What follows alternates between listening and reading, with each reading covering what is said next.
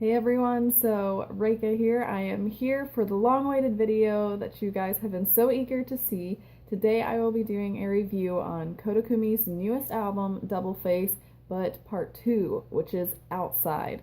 So I have a lot of thoughts on this album, so bear with me if this ends up being long or if I end up just singing along because I'm like obsessed with this album right now, so just deal with it, okay? So nonetheless, let's get started. Track 1 is called Double Face, the namesake of the entire album. And right from the get-go, yes, like she just brings this album with a super hard beat right at the beginning. And I love how it switches from this hardcore sound to this soft sound with these vocals.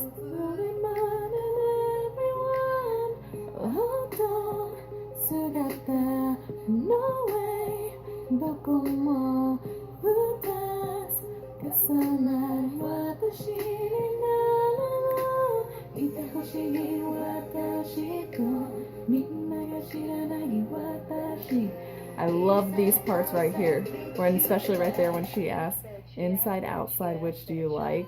Because it just, you know, bringing the whole concept together of her Double Face albums being 2 of them, and this song is just, I love it. I won't say it's my absolute favorite on the whole album, but I do really love this one a lot. It's definitely in my top favorites. This is my husband's favorite song of all of them. The first time I let him hear like her 30-second sample that she had come out with, he was just like, "This is Koda Kumi?" And I was like, yeah. He's like, "I actually really like this. This has a really good beat." So regardless, the mix that they did on this song really works well. And right here too, kind of how it breaks down. I like how she keeps changing up this song. And my favorite part of this whole song is coming up here in a minute when we get towards the end of it. But this was a really good introduction song in my opinion, because entering into this whole thing that she's created, this whole idea with the two different albums with an inside person and then her outside person, and her 2 contradicting personalities and how they together make her who she is, Koda Kumi. And so I really liked the idea that she used this song to bring it all together, and I don't think she could have opened it any better way than with this song, to be honest. And this song did not disappoint me in the least. I continued to love it more and more. This right here coming up, this is my favorite part of this whole song. The way I sing, the way I dance, the way I cry, the way I talk. I love that part. And then this part, I just think it's so smooth and such a good transition, because again, it's bringing in that soft element, but then it switches right away back into the hardcore. Yes, bitch, yes, bitch, yes, bitch. Slay. Like, I love this song. It's so fantastic. If you don't like this song, you really need to learn to love this song, because this is just straight Koda Kumi coming at us with her hardest and best, and she did not disappoint. Track 2 is Ultraviolet. And the second I just heard the sample of just the instrumental for the song, I immediately became obsessed and in love with it. I love this beat. It's just your traditional Koda Kumi dance song, which is awesome, but oh my gosh, this song is so catchy, and I sing it all the time. My husband even hums this one to me, and I can't stop. The music video, I like the music video. I like kind of what it was trying to do. I'm not a fan of like the blue jean outfit stuff going on. It's like a flashback to like the 80s, but you know, to each their own. The song, the chorus of the song is so catchy. Like, I mean, you will hum this to yourself no matter what. The mix of it, I don't think it was overproduced and by any means. All the different elements in it kept the song for what it is and the vibe. I think it's a great transition right after we had Double Face, because it's keeping the fierceness of this album alive, which is really important, because the Outside album is supposed to be more of what she's known for, her dance songs and the sexy Koda Kumi. The song, the lyrics itself aren't really bad. I mean, this song is really just about don't give up the fight, keep staying strong, don't give up, you can do it, stand back up. And I mean, as typical as those songs are, this is a really well put together song. And the chorus, I like how it builds up. So it's building up that power in the vocals, which then once it hits the chorus, I mean, it's just a hit. It's awesome.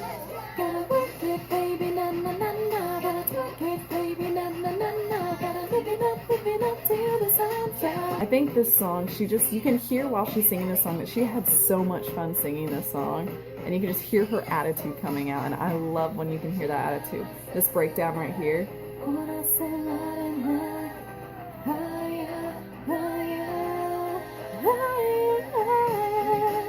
I love how she's building up on this again, and then it leads right into that chorus. So the buildup of this song was fantastic. She did not let us down. It kept the power of the vocals. All of her vocals so far on this album sound fantastic. Track 3 is insane.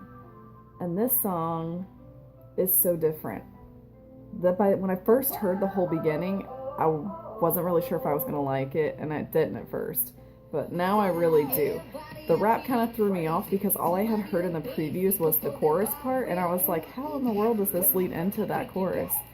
But the more I actually heard it, the more I actually, started to like it and warmed up to me. Now I'm like in love with this song, and I love it. And it's just total attitude Kumi coming right at us, throwing it in our face. And this song's kind of interesting, in my opinion, because the lyrics of this song, when I first read the translation, it kind of seemed like she was just talking about like a party. Is literally a base surface of what I looked at it at first. But I think this song is a lot more fierce and deeper than that. This song being called insane, and when you're really looking at the way the lyrics are laid out, I feel like it's a very personal song for her, that she's kind of expressing herself, that people look at her and think that she might be a little bit insane and unorthodox sometimes, like kind of like how Lippy in her Walk of My Life album, like how she's considered to be lippy. She's not like your traditional Japanese woman, and that she speaks her mind and she doesn't let people walk all over her. And so I feel like this song is her expressing that insane side of herself that people look at her with. But this chorus, I love. Right is gonna be on my head. Oh, no, nothing wanna lay a fire, talk on my play. Let go me and get on my way. Inside, let go, you may not say inside, whoa, oh, insane. Inside, my husband makes fun of this song all the time, but he's like, that just sounds like a cat. But I love the breakdown here. It's like we go from this hardcore rap and this powerful chorus, and we break down into this soft thing with her saying, one by one, they all fall down. And if you watch the music video for this, I love how she's got the shades on and like the hood. She looks like such a thug, but I don't know, this song is just powerful, and there's something about it that just really sticks with you. And so I love the mix of it. The music is fantastic. Every element of this song, again, does not disappoint, and I just love this song. Like, it's really, really good and very well done quality. So this is another one of my favorites. Still not a letdown on this album yet so far. Track 4 is called Damn Real, and this song kind of threw me off too when I first listened to it from the very beginning, because this album, when you think of Outside, you're thinking it's going to be all fierce and dance, but this is a more of like an R&B mid-tempo kind of song, and I wasn't quite ready for it. I won't deny that I do like this song, but there is one part of the song that really bothers me, and that's when it gets to the chorus with the you, because it does the breakdown with the like the high-pitched sound, and it's very misplaced in my opinion. But I love this part right here of this chorus is my favorite.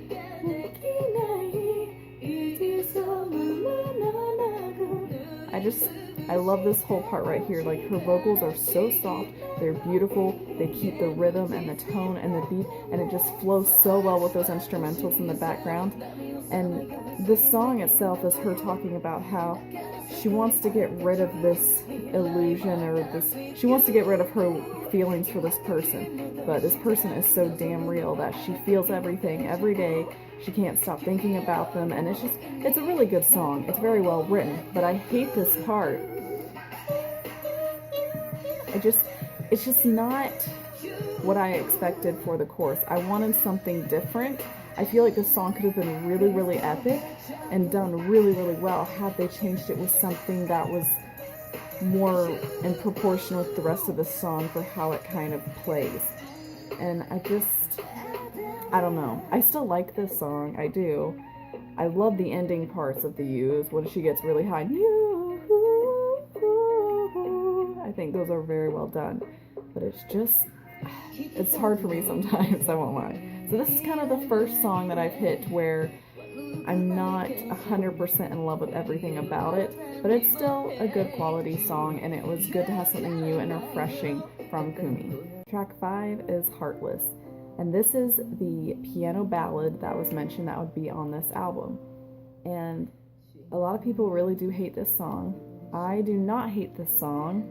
It's not my favorite, but I do still enjoy this song.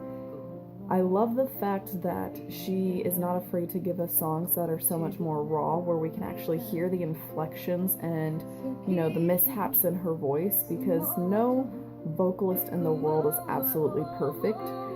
And they have moments where the voice kind of cracks a little bit, and I love that in this song you can kind of hear that, because in my opinion, when you can actually hear that coming from an artist, we get more of her emotion.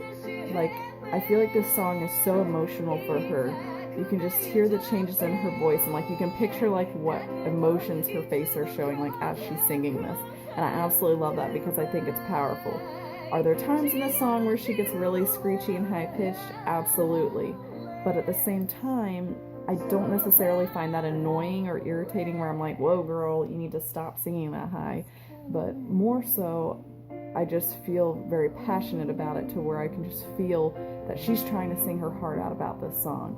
And I really like the message with the song, because what I got from it is that she's saying that she's heartless, but she's really wishing that she was more heartless, because she cares so much about people and those that she loves, and she cares about what people think about her, and she wants to be heartless so she can stop worrying so much about that stuff and just to move on with her life. And so I think it's a really different message, because you don't really kind of hear that a lot. And I think this song is very personal for her, and that was the reason for the piano ballad and just the rawness of this altogether. Track 6 is Bassline, and oh my gosh, I love this song. This is the sexy Kumi song you've been looking for, and her vocals are flawless.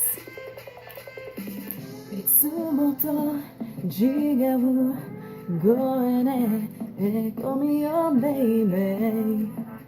Call me your baby. 기분 마르대 like a virgin. I saw baby. Call me your baby. I know that I don't know. Can't go to get the moment. I know, but I do know. Can't you tell the baseline? I love that she keeps such a deep and sultry tone in this song, because it is just flawless. There is nothing I hate about this song. I am obsessed with this one. It's just so good, and the beat. I don't know. This song has fun beat, it's catchy, it's sexy, and it's got this classic sound to it, but I don't know what to call it, but I love it, with the trumpets and everything. But I love it. Kumi is so good at these jazzy songs. Her voice just suits that deep range so good. And this is probably the best song on the album that really captures the essence of her deeper voice. And I love that so much. But the best part of this song is right after this part here, because instead of going to your typical chorus of bass line, she goes into a rap, and it's my favorite part of the whole song. And she just does it flawless. Kumi is one of the few J-pop artists that can actually rap and sound good because of her deeper voice. And I don't know, she's just awesome at it, and I love everything about it. It's really the bottom line. Senagwa beginning, magaraga days. Marmara ajiwa atakara your base. Akalamate your cheek. Sunita de no cherry. Hito Gucci de ajiwa. Screaming out my name. I love that. I just think it's so fun, and she sounds so badass, and I don't know, it's such a good song. and it's like my jam, and it's always my favorite. So you guys need to love and adore this song because it is awesome. The writing of it, of course, is very sexual, which I'm sure you could have guessed. You can read those lyrics on your own. Not the worst that I've seen, but it's a really good song and it's just sexy. So, like this song. Track 7 is Shh, and I already did a separate video on this before when that single first showed up, but I'll kind of just go through it again. I really like this song. I think it's so fun, and you can just tell she's also having a blast singing this song and just having a good time, and it kind of reminds me of Show Me Your Hollow from her Bon Voyage album. But her range in this song is really incredible. It does sound like she's straining a little bit, but it's still really good. But wait a minute, hands up, boys and girls, where I know I'm not me no great show. Go on, save your breath, to keep me that so brain and drive. You got a cute smile, me that matter. Chicken on your plate, and you are high. You know I know, so many apple. Yes, no, yes, quick. In my mind, and I could, I can no heat. Must stop talking now. I love this song. I was so happy in her singles collection tour when she sang this song live. It's the only time I've seen her sing it live, but I hope she'll sing it more in the future because I really like this song, and it was just so fun to watch them actually dance to it. I'm still really disappointed that she hasn't done a music video for this because typically most of her singles she'll do a music video for, but she never did one for this. So I won't lie, I'm kind of sad about that. So I don't know, maybe in the future she will, but I kind of doubt it because it's kind of already past its time in my personal opinion. But this song is really good. It's a good classic Kumi sounding song. It's sexy, it's fun, it's upbeat, and it makes you want to get up and dance. So fun one, not going to spend too much time on it. 8 is Bangerang, and this song kind of turned me off at first. I don't know what to say for like why it did. I think it was just because it was kind of repetitive at first and it kind of irritated me. But again, the more I listened to it, the more I really got to like it. And I like this song now more than Damn Real, which it was vice versa before. But now I like this one more just because the beat is really unique in the vocals. How it's like the vocals are going up and down here. Like it's constantly like going up and changing it. I don't know, like it's really catchy and unique, and I like the way the vocals sound and how it continues to do that kind of pattern because it's just really interesting. And those vocals right there, I just think it's really fun. The lyrics themselves aren't super deep. I mean, I don't 100% understand them. What I kind of grasped from it was just that she wants to go out and dance, but she's also looking forward to, she's waiting with her arms open, ready to fly and have love and find her love. But, you know, she's ready to go out on the dance floor and have fun for now until she finds love. That's kind of what I got from it. But my husband hates the sound in the background. If you listen closely, there's like a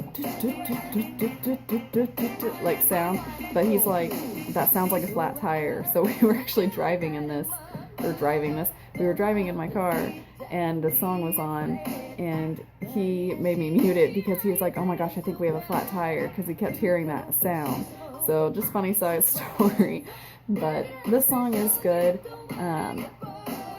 I wish still again here that in the chorus that they did something different. And it does bother me that if you look in the lyrics book right here, she's saying, why don't serious? I say why so serious because that makes more sense, and I don't know what she was going for, but regardless, it's still a good song. It's good again to have another new song, not a repeat. 9 is called Wicked Girls, and I really like this song. I think it's too short. I really like this song though. It's not deep by any means. I mean, it's basically about what she's doing every day of the week and that she's gonna have fun with her girlfriends, and that's literally about it. I'm not really sure why they called it Wicked Girls, because nothing about this is wicked or what I would define as the word for wicked, unless she's just meaning like awesome or sweet or cool. You know, I don't know what she was really going for with it. I heard somebody post somewhere that they think it should have been called Weekend Girls, which does make more logical sense. Show me what you got, all the wicked girls, all the wicked girls, all the wicked girls. like, I think this song is really, really fun, and I won't lie, this music video is probably my favorite of all of them, just because I love the dance. Like, she's just jumping around, and she just looks like she's having so much fun singing this song. And this is just your typical super fun song, but I'm really, really excited to see her sing this one live, because I want to see her do that dance from the music video live, like in person. I wish I could see in person, but you know what I mean, in the actual live, because I just think it'd be awesome, because I'm like obsessed with this dance. I wish I could like figure that out and learn it, but she's going like way too fast for me. But the song is just really, really fun and cute. It's simple, not deep by any means, but I don't think it was bad to add on this album, because it's another new song, and it's keeping that fierceness of the dance Kumi and the sexy Kumi, so I don't think it's letting us down at all. This is my favorite part of the song. What's the hurry? Don't stop to worry, don't stop to worry. Step by steps, all step by steps, so there's no rules. Just shake it, tick, tick, 1, 2, 3, 4, boom, boom, boom, boom, shake it, keep watching what we say goodbye. I don't know, I think the breakdown's really fun, and then in the music video she's just clapping like this.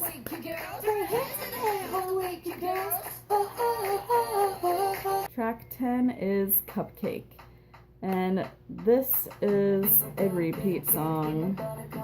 Not necessarily for the fact that it was on another album or anything, but in the sense that we have already heard it before. I'm not upset that it's on this album at all. I'm really not, because I do like this song, and I was glad that she did include it, because when she sang it at her 15th anniversary live, I was just like, whoa, where did this song come from? And I like it just because it's like a fun dance song, and it was exciting to see her do something new that we hadn't seen, and nobody had even heard it, so it was just, everybody was like, wait, what's this? But I'm disappointed that she chose this as her ending song. It's just, I wouldn't have wanted to end this album with a repeat, if that makes sense. I think she could have closed it much, much better and used a more powerful song, but needless to say, she used this one. I mean, this whole album itself is not even very long. I think it's like 30 minutes, but that is only because it has 10 songs on it. But it's like the rap here is not bad with, I don't, how do you say his name? Aklo, I think.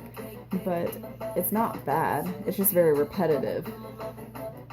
I mean, she literally says the same thing, like the same two things, the whole song. Put your gloves on, system so sweet, moje Mitsuki no waji, takuritsu, hatashirake, like, she literally says the same thing right here after his verse. Cake, be my buttercup, be my Subaru 3, 2, 1, I glow and let me lap. Like, she just repeats that through the whole song, so it's very repetitive. So I think they could have ended it definitely much better. So those are my thoughts on the new songs from Koda Kumi's newest album, Double Face. Altogether, I think it's a pretty good album. I wasn't disappointed. I'm not sure if it was a great move for her to split the albums in two. I feel like it would almost have been better for her to just combine it into one massive album with 20 songs, and then she could have arranged it to where she has her typical, here's her upbeat, her intro song, so then here's like her, you know, in the middle ballads, and have just arranged it in some way. I don't know what arrangement I would do, because that's a lot of ballads too, but I'm sad that she technically is not keeping her #1 streak just because of her having two brand new ones released at the same time. Of course, only one of them could be in first place, but regardless, at least they both ended up 1 and 2 at some point. But I think the songs were really good quality for the most part. I really like the attitude that she brought, because it's a new version of Kumi in a sense. I mean, we've gotten this more mature adult version of her since she's been married and since she's had her kid.